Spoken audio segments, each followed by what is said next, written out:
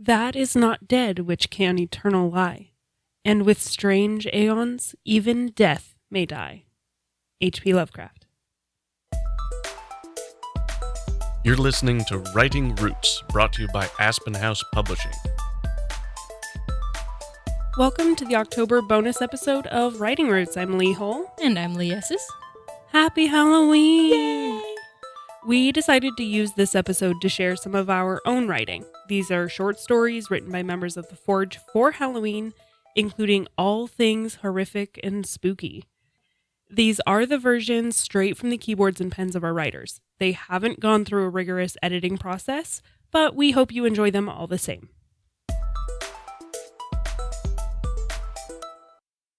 My name is Lee Esses, and my story is called Thirsty. The highway was thirsty. It had nothing to do with the lack of rain so far that year. Dead leaves scratched their way across the asphalt, traveling in short lurches, driven by the wind. No, some years the area had water, and some it didn't. But rain was never enough to slake the highway's thirst. The ribbon of man-made black wound its way through the mountain pass. The region had been devastated by a fire some decades ago, and most of it had recovered something of its former forested glory. But for about a mile of the road, everything was as lifeless as the day the last coal was put cool. There was no helping some places. They were sick, but it's impossible to put something like that out of its misery. They just had to persist, satisfying their thirst with a lone traveler when they could. Once a year, on the anniversary of the fire, this was one of those places. Jo had chosen a terrible time to go through the mountain pass. It was supposed to be a shortcut. She had promised to be home by dark, but her family knew her tendency to be late, even if she failed to plan for it, well, always. They could start Grandma's birthday party without her. Jo had told her brother as much before she lost reception miles ago. He'd said they just might, and laughed, but to hurry. Now the setting sun was her ticking clock, letting her know as each moment passed that she had too much asphalt left to cover. The more the light dwindled from her vision, the faster she pushed the gas pedal. The road was both familiar and empty, never in Jo's experience sporting a police officer to ticket her. So she gunned it, not bothering to stay inside the yellow lines. The only hazards this close to the mountain were deer, who couldn't be bothered with the painted yellow plastic, so neither could she. Foliage cleared to bony stalks of long-dead trees, letting the dying sun through, almost like a light switch flickering for her. The devastated area. It was little more than a landmark to Jo. It meant she was almost there. Half an hour, less if she kept up this pace, and she'd be singing to Grandma with her family. Jo had never seen any signs of life in this area. To her, it meant she didn't have to be going slowly for the sake of the deer. That had changed in a minute or two when life returned around here. But here, she could just go. The gray world whipped by Jo so quickly she almost missed the figure standing by the side of the road. What was that? Jo risked a glance in her mirrors, but the figure was long gone. Her first impression had been a hitchhiker, but she was too far removed from civilization. No one in their right mind would hitchhike in this area, especially with how much the temperature dropped after sunset. Her headlights. She should have turned them on an hour ago, or at least when the sun started setting. The threat may have passed, but that didn't stop Jo from being grateful to it for the reminder. She looked down, finding the switch for the headlights, and twisted it. A horrible sight greeted her when her eyes found the road again. Something was standing in the middle of the road ahead. Jo jerked the steering wheel left, making far more effort to avoid the collision than the figure was. She felt her tires hit gravel, yanking the steering wheel back right again, looking for the road. The front of the car obeyed, but the rear axle seemed to prefer the gravel. Then she felt the tires catch on the highway again with fresh enthusiasm. The whole vehicle spun as Jo practically stood on the brake. Time seemed to dilate, giving her a full 360 view of the area like some carnival ride. On the first time around, Jo could even see the figure. The car finally settled with a jolt, facing her the direction she had come. There was no figure. Nothing at all to merit the circular skid marks on the highway. In the time it took Jo's car to make the second full turn, it had vanished. But she couldn't forget what she had seen. The image, both from the initial spotting and then again as her headlights glanced past it during the spin-out, was burned into her memory. Not that there was much of a face left to remember, just skin. Was it that the person had shaved the back of their head, leaving a headband of hair across the middle and top? The car ticked, unhappy at the sudden cessation of movement. But it was all Jo could do to attempt to settle her pounding heart. Breathe. The mountain air was too thin for her lungs. Her hands quaked the moment she released the steering wheel, so she clenched onto it again. She didn't dare blink, suddenly grateful for the lonely stretch of road. At least there would be no traffic. Jo wanted to call her family, anyone, to let them know she was all right, that she'd avoided the worst of the car accident and would be running a little late, that's all. The logic centers of her brain told her they didn't even know to be worried for her, even if she did have reception in this area. They already knew she was running late. Nothing to tell that wouldn't just frighten her mom. Jo should get going. The car had turned itself off, so Jo reached for the key and twisted it again. The engine turned, but didn't start. Had she overheated it? She suddenly wished she'd paid more attention in shop class. She didn't have a clue what had gone wrong, much less how to fix it. Either way, what she was doing wasn't doing any good. Maybe she just had to let it cool? There was a tap on the glass beside her skull. Do you need help? Shocked, Jo whipped her head around. There was the same figure less than an inch away from her window. Jo's heart, which had just started to realign and slow, jumped to double speed again. The person, she could tell by the voice more than the hair or the facial structure, was female, perhaps in her late teens or early 20s. It was hard to see by the dying light, but the bone structure underneath had been mutilated, caved in, and twisted horribly without leaving a scar on the stretched skin. Flesh covered every orifice, eyes, nose, even the mouth. The only break was a tear where the lips should be. Jo closed her eyes and forced herself to breathe. She was imagining things. She had to be. Another tap. Hello? I can help you. She half expected the figure to be gone when she opened her eyes again, which of course made no sense. Too many horror movies, Jo chastised herself. The figure, girl, was holding her awkward posture uncomfortably close to Jo. Fortunately, the window was still separating them. The dying sunset did nothing to hide the hideousness of the girl's features, which were unchanged from the moment before. There was something like a smile spread across the lower half of her face, the top half only broken by a caved-in dent in the skull. It was like a canvas of flesh. Jo couldn't imagine how the girl operated, much less how she could help. Still, Jo tried to ignore everything her eyes told her as she rolled the window down. The girl was to be pitied, not feared. Having a deformity like that, Jo decided against talking about it, but that didn't mean the girl was any less of a person. Yes, I need help, Jo confessed. I know you do. That smile didn't fade at the comment. Perhaps it was permanent? The girl stepped back and around to the front of the car where the headlights illuminated the rest of her body. A full-length gown, like a prom dress, though softened by distress and stained so Jo could no longer tell which color it was supposed to be originally. Didn't matter, so long as the girl could help get Jo back on the road again. Perhaps Jo could give her a lift into town, or at least someplace more populated than this desolate mountain road, in return for the favor. Though the girl didn't seem particularly uncomfortable, despite being barefoot. Jo found the lever and popped the hood. I really hope you know what to look for, she commented, stepping out of the car. She could at least look at it with Jo, if nothing else. I found you. What an odd thing to say.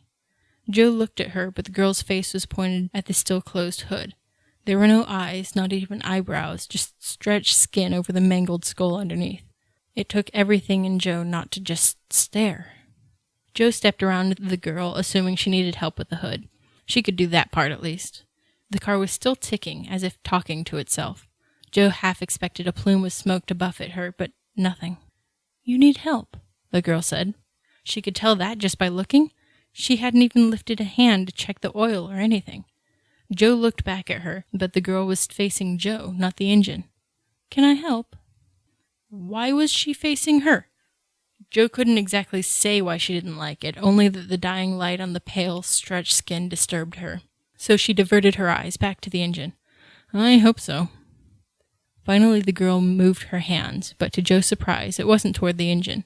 The palm flung up into Jo's nose. She didn't even have time to smell it before her nose was smashed into her own skull. All she could register was that the palm was moist and cold before the force of the blow sent her backward. Before she knew it, Jo was on her back of her skull bouncing against the pavement. The figure had jumped on her as if Jo were a bull on a rodeo riding her to the ground. Pain racked through Jo, not just in her broken nose, but her skull and every part of her body she'd landed on. She couldn't think. All she could do was tremble as her body tried to make sense of the sudden trauma. "Don't worry," the figure said, pinning Jo down with her knees on either side of her. "I'll help. I'll make you pretty." The cold, moist fingertips brushed an errant hair from Jo's face. Then, without warning, the figure shoved her fingertips into Jo's nose and thumb into her mouth. Jo could feel the cold dripping into her nasal cavity and triggering her gag reflex. She couldn't even breathe around the fingers, which had embedded themselves into her skull like she was some bowling ball.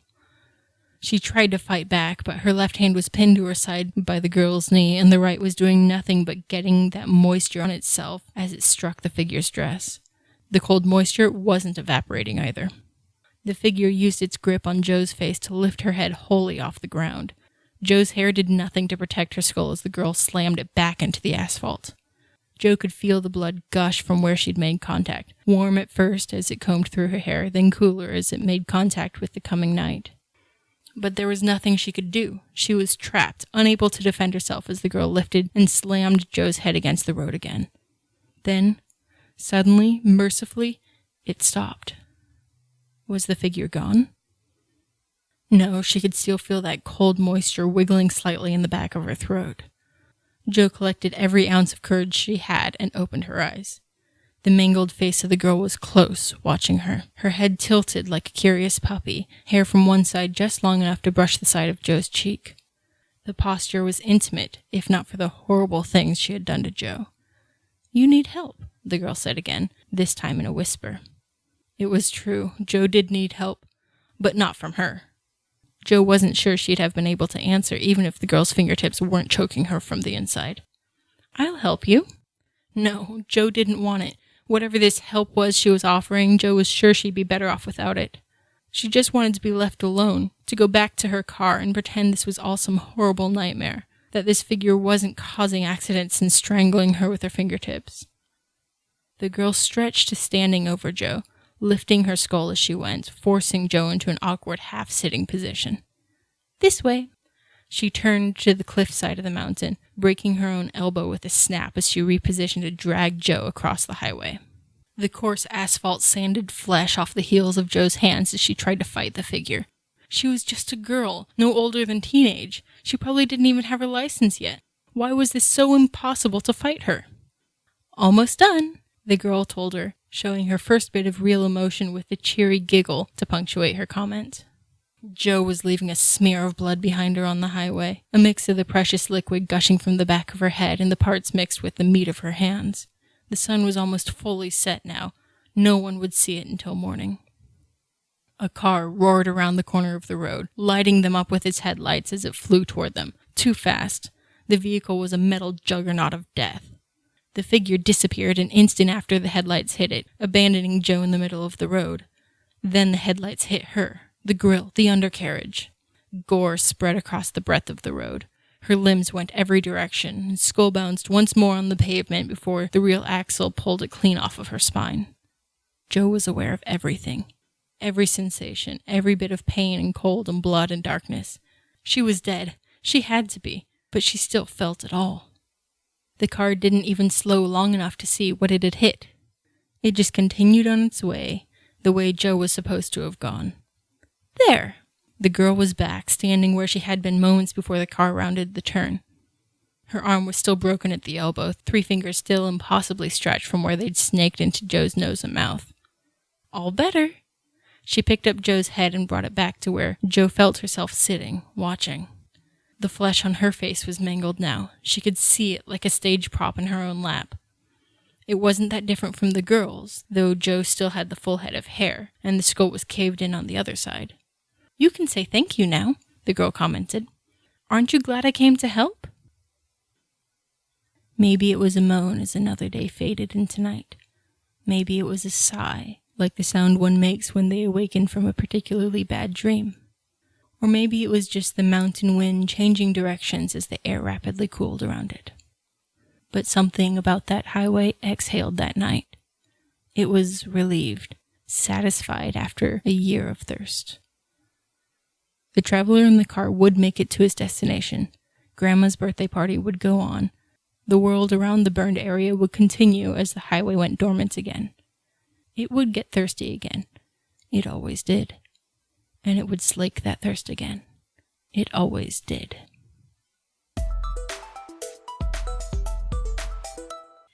I am Crystal Hart, and this is At Night. Dusk gathers at the edges of my grassy hillside, and with it, the familiar terrors of the dark.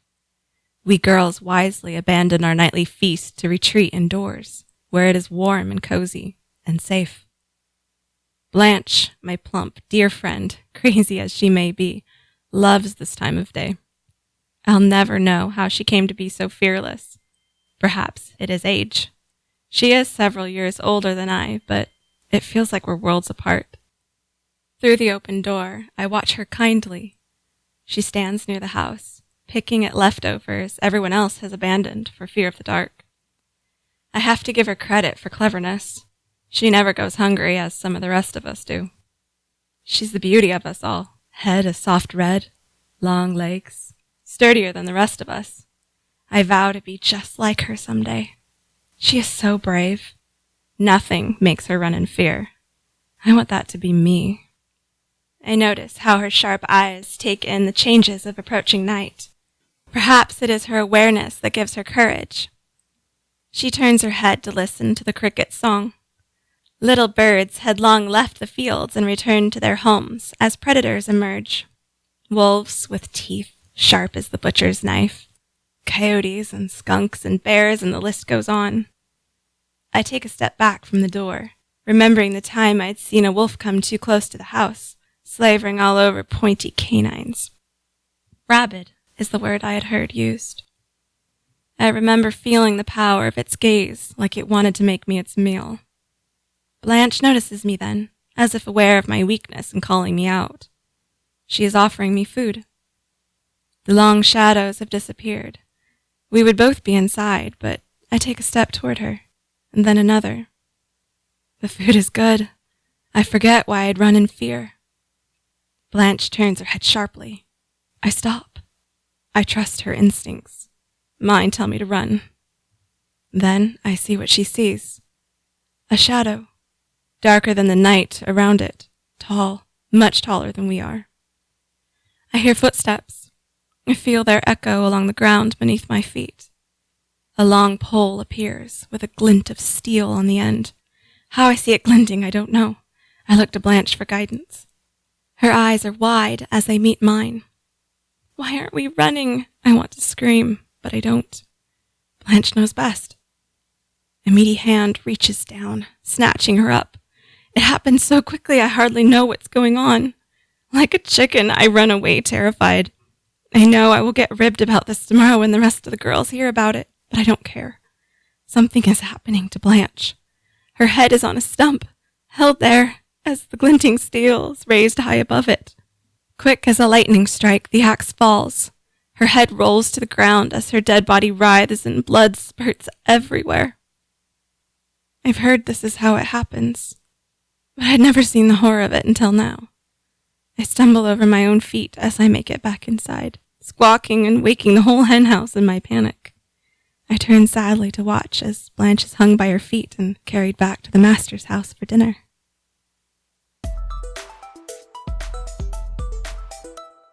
Hi, this is Sue McLean. My story is The Blood Drive. Taking a look at your news headlines, firefighters responded to the home of Dr. Frank Enstein after the residence was struck by lightning.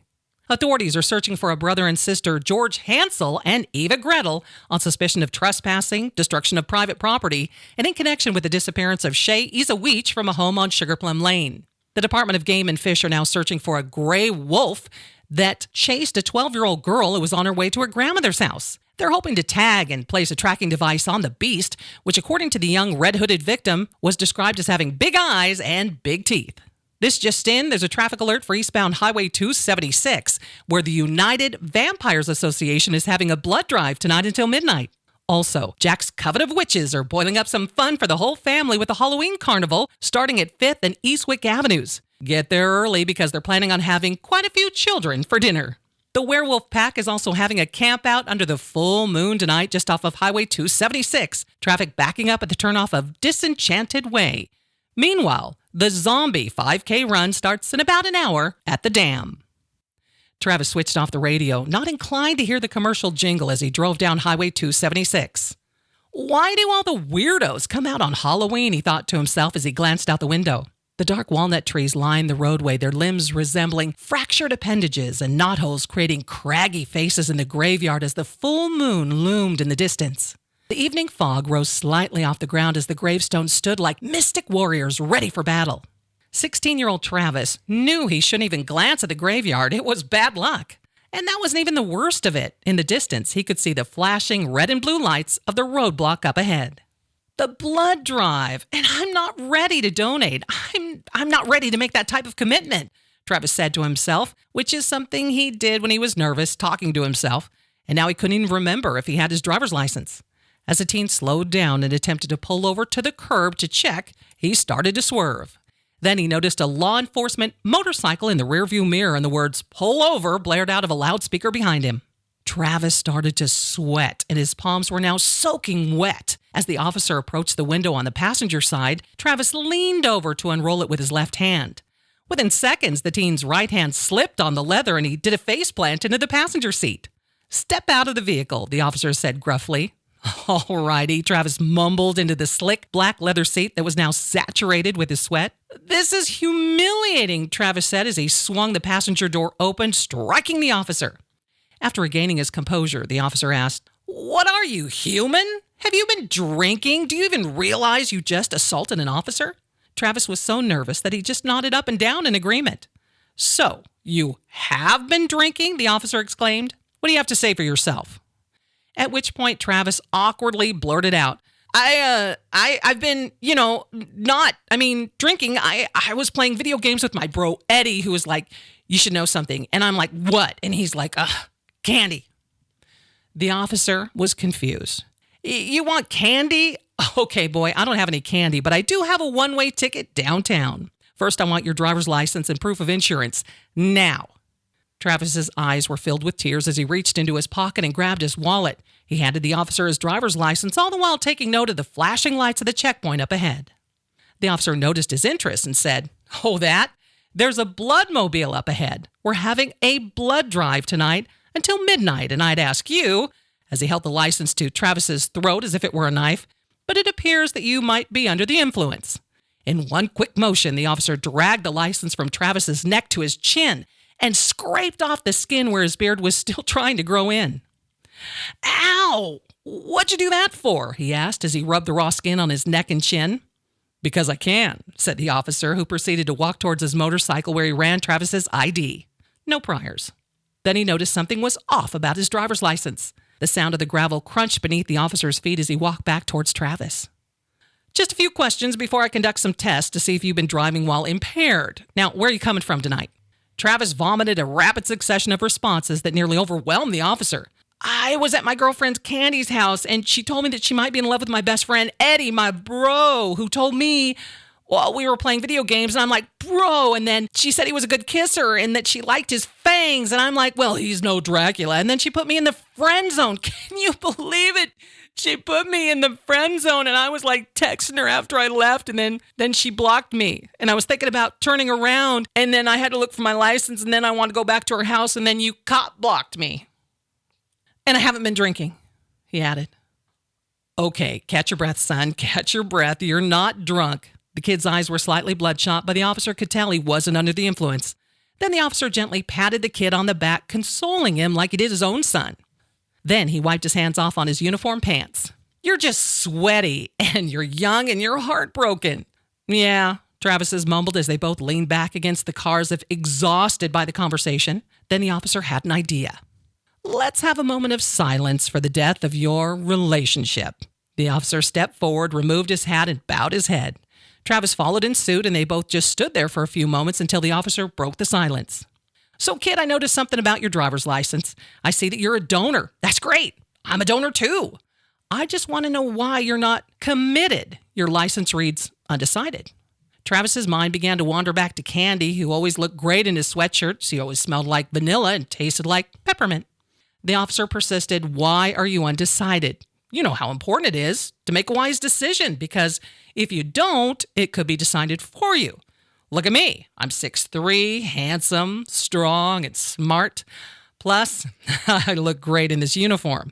And your friend Eddie, he committed too. Now, I know you're young, but don't you think it's time? You're not going to live forever, and you're not getting any younger. Just then, the handsome officer's radiant smile began to change. His teeth began to grow into sharp points, and 2 large fangs curled over his lower jaw. Travis also noticed 2 circular scars on the officer's neck as his fingernails began to grow into large, yellowed, monstrous claws. Travis jumped back from his vehicle onto the gravel shoulder and said, I have until I'm 21 to decide. Now, sounding like a vampire of old, the officer began to struggle with his words, which were now coming out slightly slurred due to his long, menacing fangs. You also decided to break up with your girlfriend tonight and go for a drive on my beat. You decided to travel down this road where we're holding a blood drive. In essence, you decided to die tonight. The startled teen stepped back away from the officer and said, I'm not ready to die tonight. If I wanted to die, I'd have the perfect girl lined up. At least I thought I had. I'd have taken my time and picked out a cool cherry redwood coffin with shiny silver rails and plush soft interior. You know, I do like the old oak and pine boxes, but I really like that redwood because when it's waxed, it has this super high shine. Not only that, I make sure I'd wire my coffin with tech gear featuring the latest movies, videos, and even surround sound. You know, the kind of coffin that would make my dad proud. My mom says she likes the new metal ones because, well, they're supposed to last a lifetime and the wood ones have to be replaced every 100 years or so. You know, I know some guys that commit early and have to get their coffin on scholarship. My mom doesn't want that for me. She wants me to stay undecided until I graduate college and get my degree, to be able to provide for the one I love as we plunge into darkness together forever. I don't want to just hook up with anyone and just die. When I become a vampire, I want to die with the one I love. It only happens once, and I want it to be with someone special. A garish smile spread across the officer's face. Well, it sounds like you have committed after all. The vampire's teeth slowly began to shrink back to normal, adding, You do still plan on donating blood tonight at least. Why, yes, sir, I promise to donate blood tonight and die right after I graduate college, Travis said. Great, said the vampire officer. Having all these humans walking around gives me the creeps.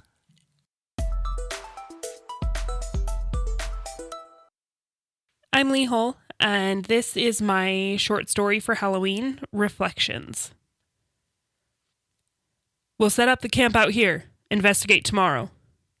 Ruins of a castle loomed tall and forgotten before us on the mountaintop, the symbol of a long-dead kingdom succumbing to the same fate. Beyond and to the north, I could see the water of the lake reflecting the dying landscape as a mirror in the bright daylight. As I stepped into the clearing, I was too enamored by the sight that I took no notice of all that was distorted. My mind was focused only on the accolades that would certainly come once I returned with tangible evidence, and not the eerie stillness that surrounded the crumbling stone. I dropped my pack to the brown grass below, glad to be rid of the extra weight, and pulled a sketch pad from inside. The remainder of our party skirted around the ruins to begin setting up camp. Ignoring the glances and glares, I began to draw the picturesque scene before it was marred by the flurry of humans desperate for a meal. The discovery was one long anticipated. It was the first tangible evidence of an undiscovered civilization of which I had only found mere mentions in my research. Any reference I could find considered it a myth, if it was there at all. What struck me, though, while I sketched the details, was the condition of the ruins. My hopes sank with each stroke of my pencil. It was all too preserved for a kingdom as ancient as had been suggested in my research. Full rooms still seemed to be intact, and only a few exterior walls had crumbled. As wonderful as the discovery would be, a new castle previously unknown in a mountain range of Austria, It would not be the one I had dreamed. Too disheartened to continue the drawing, I set aside the pad before finishing the castle. My only remaining desire would be a discovery inside the ruins that might provide more substantial evidence of what I sought. Oh, how I wish I had continued to draw the rest of the scene that day. Then I might have noticed. I went to find the expedition leader, Janos Taff. As expected, he was directing the assembly of the main tent at the eastern edge of the clearing. The man was as burly as he was rough, though still accustomed to a civilized living. He had been the only mountaineer willing to lead a crew up that particular peak. "There's still daylight left," I said as I approached Janos. "Why not explore now?" Despite my disappointment in the apparent age of the castle, I was still eager to learn what the ruins had hidden within the crumbling walls. "That's how we end up dead," he said, expression remaining stoic. "Caution is the first law of mountaineering. We wait. We observe. Then we investigate."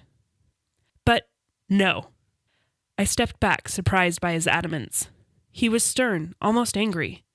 "You hired me to lead, so let me lead. We wait."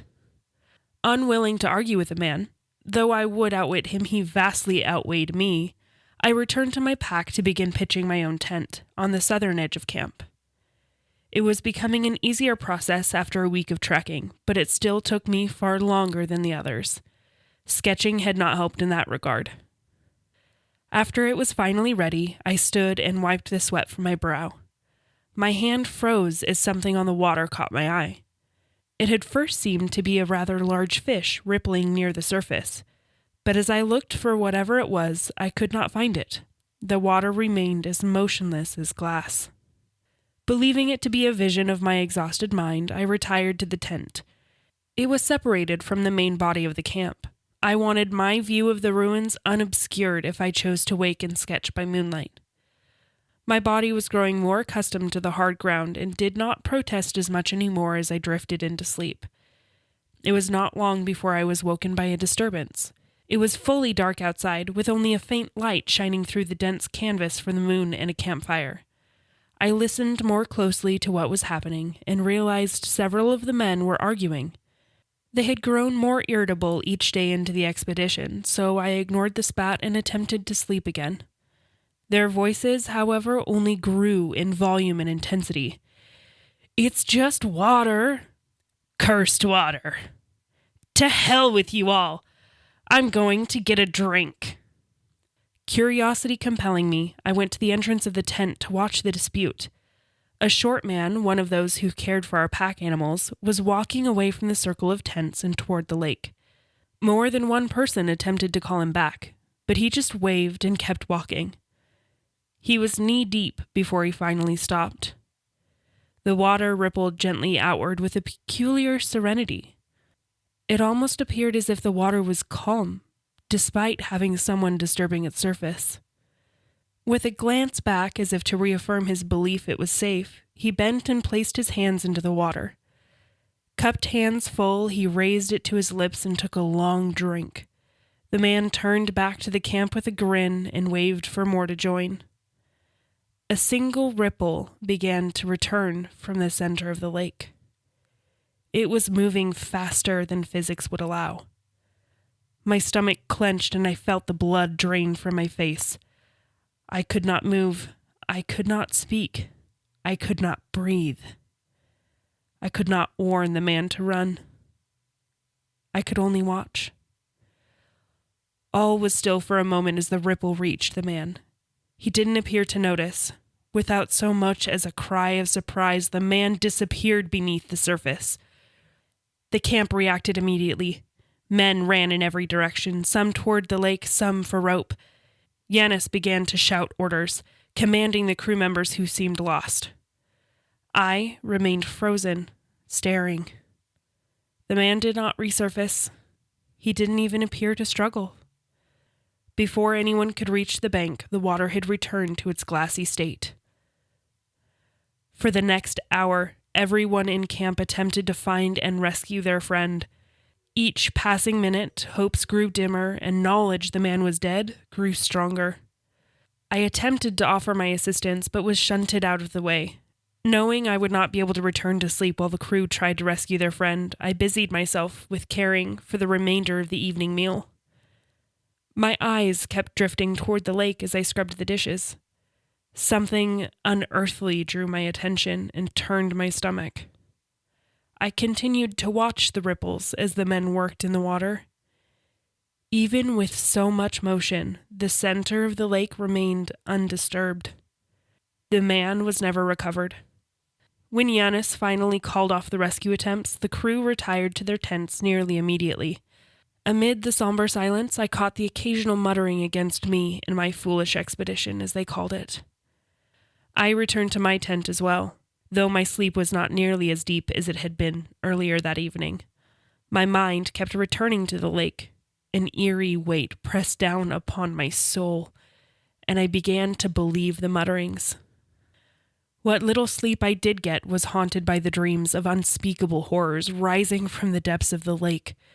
When I woke just before dawn, an uneasiness filled my stomach.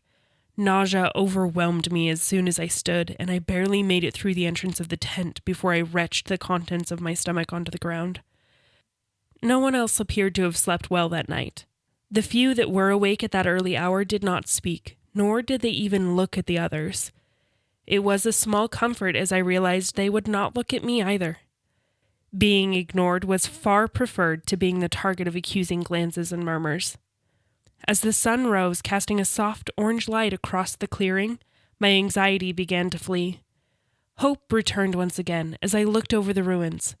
I soon forgot the twisted horrors of my dreams in favor of fantasizing about the knowledge that waited within the walls of the castle. I held myself back, though, from urging Yanis to expedite the scouting process. It would not be proper in the light of the evening's events. Instead, I resolved to wait for Yanis to gather the scouts and begin the exploration himself. The mood of the camp seemed to be improving, at least. Men who lived to explore the wilderness were well acquainted with tragedy and loss. Though the crew wasn't rambunctious, they did not let their mourning inhibit their work. They prepared quickly, and soon a crew of 5 scouts plus Yanis had gathered at the edge of the camp. I joined them, unwilling to wait any longer. By keeping myself busy that morning, I had allowed my mind to dismiss the unnatural events of the evening.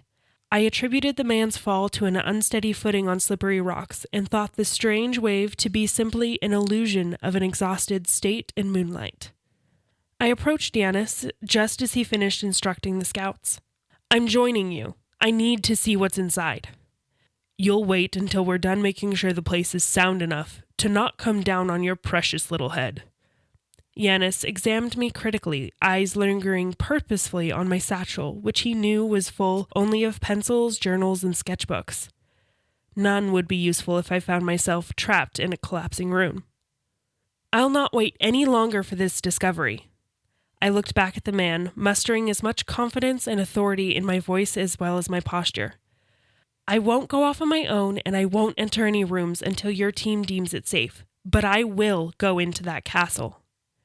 Yanis shrugged and turned back to his crew. "On your head, then. No matter to us." It was on our trek southward again, toward the castle, that I first saw what was wrong. As I wrote in my journal about the apparent state of the area, movement at the lake caught my attention. A palace was reflected in the still surface of the lake, not the castle which stood before me, a slowly crumbling ruin. The reflection seemed almost a burned memory, a photograph of what once stood in that place. A stately structure, grand yet dark. The walls were the blackest stones, windows blood red, and worse, so horrifying that my stomach turns to this day simply to remember the sight, were the creatures. There were things that passed by the windows, their silhouettes revealing shapes that seemed a sinister mockery of mankind. The vision, for that's what I forced myself to believe it was gone in the next moment. I said nothing to my companions, convincing myself it was only my exhausted mind creating illusions reminiscent of my dreams of the night. I focused once again on my notes to rid myself of the lingering images, though I could not be rid of the weight it left in my stomach. I nearly retched its contents any time the memory of the creatures entered my mind again. When we came close enough to examine the ruins, I knew the illusion could not have been real. The stones were a white granite dimmed with age. The design seemed to fit 12th century architecture for the region, square towers with steep roofs, built as a fortification rather than a house of luxury. The scouts encountered few problems as they inspected each room. My heart quickened the farther I went into the castle. I did not wish to touch too much yet, not with my hands so unsteady from excitement, but I saw there was much to be learned. The ruins and its contents were remarkably whole for what I estimated to be at least 8 centuries old. Dust lay in thick blankets across tables set with plates and goblets, as if its inhabitants had been getting ready for a meal. Books sat undisturbed on shelves. Wood did not appear to have succumbed to the rot of age. We soon discovered a library of sorts. It was small and lined with bookshelves, still mostly full of various tomes and scrolls. There was a large table in the middle with what appeared to be ancient maps. I could not help but smile as I looked on the discovery. Oh, what wonders that room held! I wish to this day I had been able to recover just a portion of the knowledge within those pages. Yet some things are better left unread. Still reluctant to touch anything, I began to inspect what I could on the open pages and maps. One set, a scroll pinned open next to several pieces of parchment, appeared to have been an abandoned translation project. The scroll, which seemed ages older than the parchment, contained runes the likes of which I had only seen once before. Some of the strange symbols matched what I'd discovered in my research. Nowhere else had I found evidence of those runes being a previously known written language. I had some trouble deciphering the translation. It appeared to be an old form of High German, which I had not studied extensively. Some of the words caught my attention, though. It seemed to be a religious text, describing an ancient pantheon of gods associated somehow with water. I had thought the translation probably faulty, as it was rare for a landlocked civilization to worship water deities so highly as was implied. My fingers shook from the joy despite the possible errors. It was what I had been searching for all this time. There in front of me was evidence of an unknown civilization, one advanced enough to have a written language system. I found not only proof, but an entire room bursting with scholarly treasures. The joy was soon replaced once again with a dreadful weight in my stomach, as I realized there was a lack of anything living. There were no webs to indicate skittering creatures' presence. No rats could be heard or seen scurrying through the castle, nor any trace of their droppings. We did not encounter bats perched in the upper reaches of the ceiling beams. There seemed to be no life at all within the castle walls, except those from the expedition. It seemed the castle and its contents had been abandoned by everything, even time. "Sir, you'll want to see this." My attention was pulled away from the careful examination of a shelf's contents by a scout peering around the door from the hallway. They'd explored most of the upper portions of the castle and found the staircases to be strong enough to hold at least one person at a time.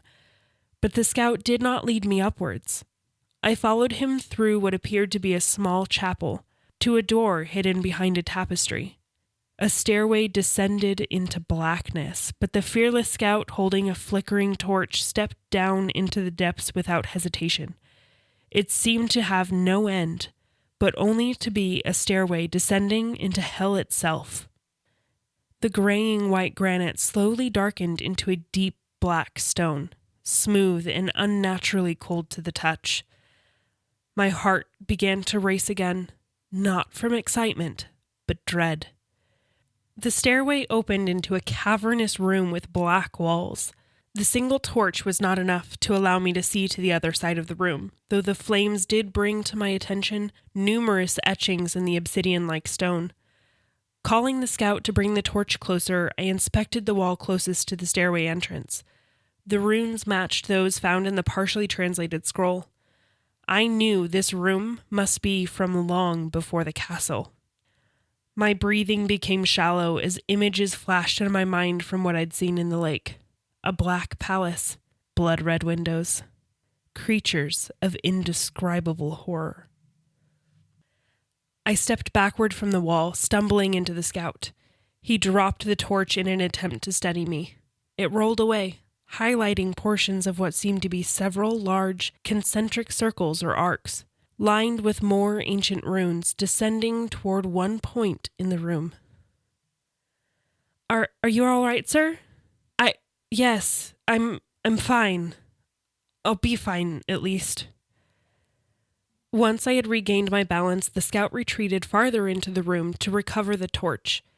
As he lifted the flames, I finally caught sight of the center circle and the thing it contained. The scout must have seen it too, as he raised the torch high in an attempt to light the figure, a statue at least 40 feet tall. An almost electric charge raced through my veins. My heart was pounding in my ears. Breathing became a labor which in that moment felt more difficult than any trial of Heracles. Every instinct for self-preservation I possessed was ready to run, to flee that place in that mountain and never look back. Yet I found myself frozen, fixated on the monstrosity before me. Its shape was humanoid, while at the same time a travesty of the human form. Arms too long and skeletal drooped from narrow shoulders. A cyclopean head looked down upon us, wide mouth gaping in a sinister grin. 2 deep red stones, the disproportionately large eyes of the statue, shone in the flickering firelight. Eyes as red as the windows in the lake. I felt in that moment the statue was alive and peering into the deepest, darkest parts of my soul, ready to devour it in a single breath. Once my mind regained a semblance of balance, I was able to convince myself the statue was only that. A statue like those of ancient Rome and Greece depicting a long-forgotten god. With a deep, shuddering breath, I stepped forward. Curiosity and scholarly ambitions compelled me toward the base of the massive statue. The same strange ancient runes were carved into the round platform which comprised the center of the concentric rings. I walked around it, examining the writing, but could not find any place where the runes would begin. It was as if there was no beginning or end. Whatever it said seemed an eternal loop. Resting at the front of the statue was a piece of parchment, similar to those which held the old Germanic translations. If only I had left that place then and not read what I found on that page. I read aloud, roughly translating the text into my own tongue. Eternal slumber holds not that which cannot die. Wait beneath the surface for the heralded return. No mortal shall stand who treads the ground when the dark god awakes. A choice to fall or forever remain, for eternal slumber holds not that which cannot die. Waves of tremors radiated from the base of the statue. I fell to the floor, unable to keep balanced in the violent shaking. A large crack rent the air, followed by a sound that doused my very soul in ice. It was deep, hollow, and monstrous. The unearthly howl reverberated through the chamber, growing ever louder. It seemed as though it would never cease, and in that moment I believed I would die, consumed whole by the sound alone.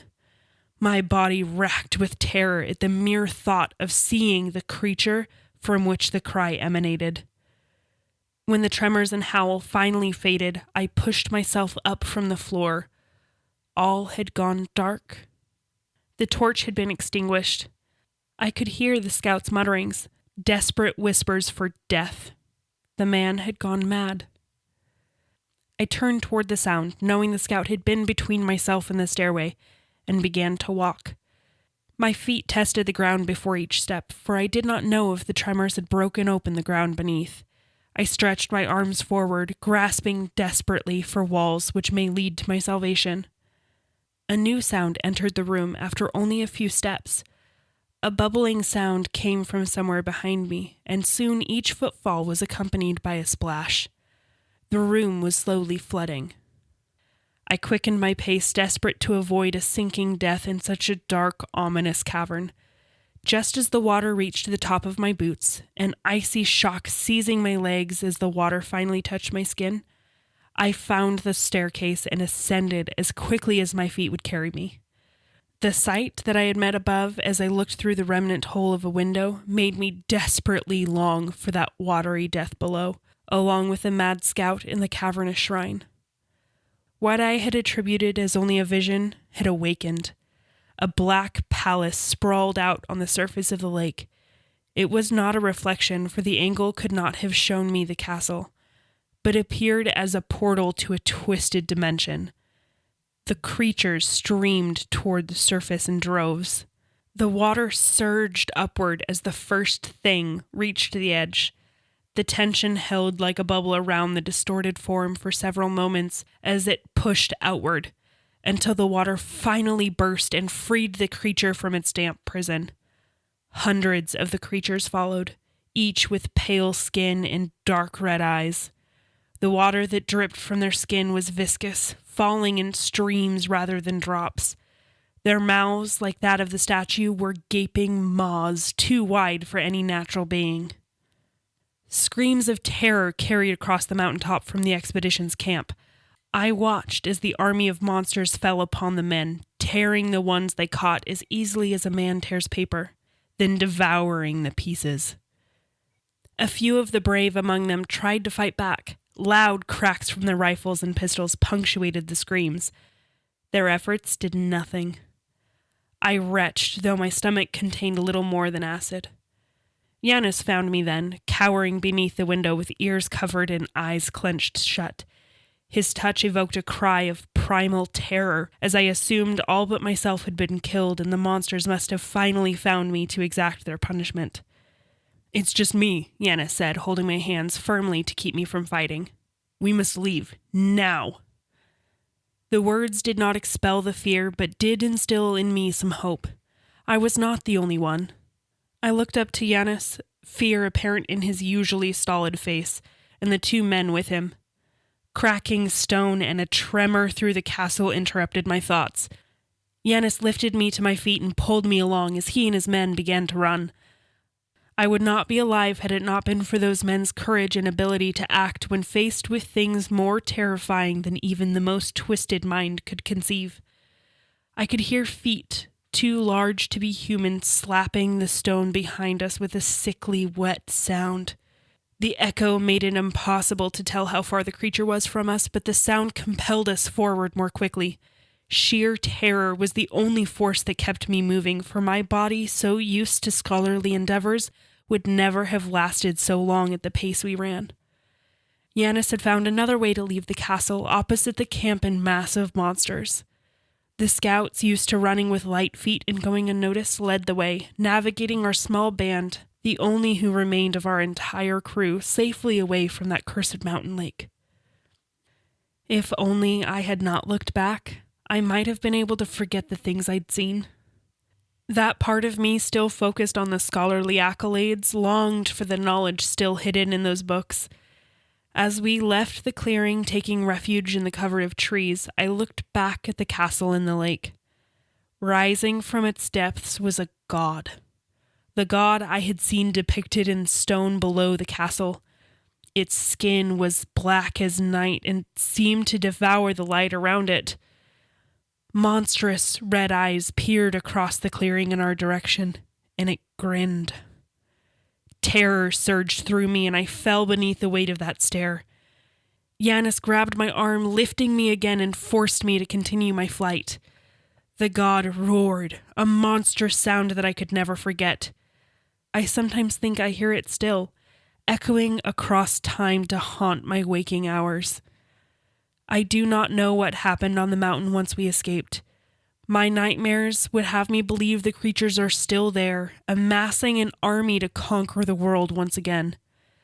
I hope, though, they return to their watery graves, left alone in that other plane for eternity. Maybe the next man whose hubris drives him to that mountain in Austria will not be as foolish as I, and leave what should never be awakened.